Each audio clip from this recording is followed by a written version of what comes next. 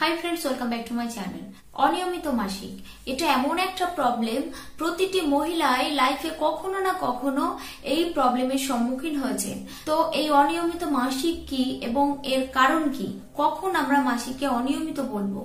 যখন দেখা যায় কোনো মহিলার পিরিয়ড যদি 21 দিনের কম এবং 35 দিনের বেশি সময় পর আসে, তাহলে কিন্তু এটাকে অনিয়মিত মাসিক বলা হয়।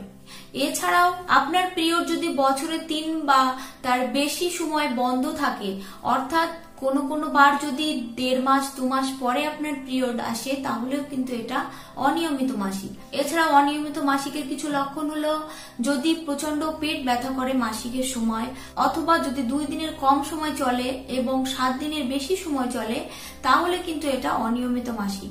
তো এই অনিয়মিত মাসিকের কারণটা কি? দুটো কারণে হয়, ফিজিওলজিক্যাল কারণ এবং প্যাথোলজিক্যাল কারণ। প্যাথোলজিক্যাল কারণের মধ্যে আপনার শরীরে যদি কোনো রোগ হয়, কোনো রোগের কারণেও কিন্তু হরমোনের ইমব্যালেন্স ঘটে এবং অনিয়মিত মাসিক দেখা দেয়। থাইরয়েডের কারণেও অনিয়মিত মাসিক হয়। 2 ধরনের থাইরয়েড মূলত হয়ে থাকে, হাইপোথাইরয়েড এবং হাইপার থাইরয়েড। হাইপোথাইরয়েড হলে বেশি ওজনটা বেড়ে যায়, আর হাইপার থাইরয়েড হলে ওজনটা লস করে। তো এই দুটো ক্ষেত্রে কিন্তু হরমোনের ইমব্যালেন্সের কারণে মাসিক অনিয়মিত হয়ে যায়। এছাড়াও জরায়ুতে যদি কোনো ইনফেকশন হয়, সেক্ষেত্রেও অনিয়মিত মাসিক দেখা দেয়। এছাড়াও পিসিওডি রোগ, এই পিসিওডি রোগটার ফলেও অনিয়মিত মাসিক হয়। এই পিসিওডি রোগটা হলে কিন্তু ইনফার্টিলিটির সমস্যাও দেখা দেয়।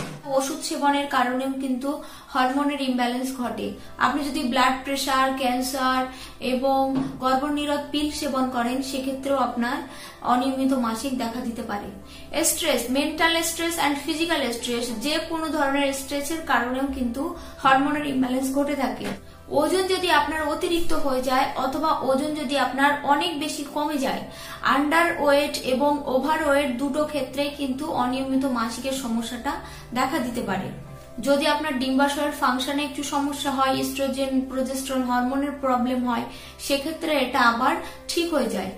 এছাড়াও মহিলাদের ফার্স্ট পিরিয়ড হওয়ার পর অন্তত 2 বছর সময় লাগে তার বডিতে প্রজেস্টেরন, ইস্ট্রোজেন হরমোনগুলো সেট হওয়ার জন্য।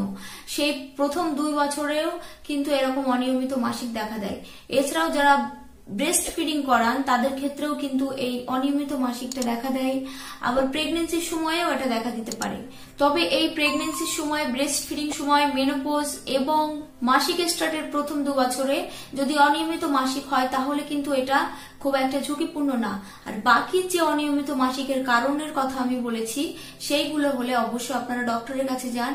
আর যদি কারোর কোনো রোগ হয়ে থাকে, আপনি যদি ওষুধ সেবন করেন, তাহলে সেটা যখন আপনি রিকভার করে উঠবেন, তখন কিন্তু মাসিকটাও আপনার নিয়মিত হয়ে যাবে। ভিডিওটা ভালো লাগলে একটা লাইক করে দিন, চ্যানেলটি সাবস্ক্রাইব করা না থাকলে এখনই সাবস্ক্রাইব করে দিন।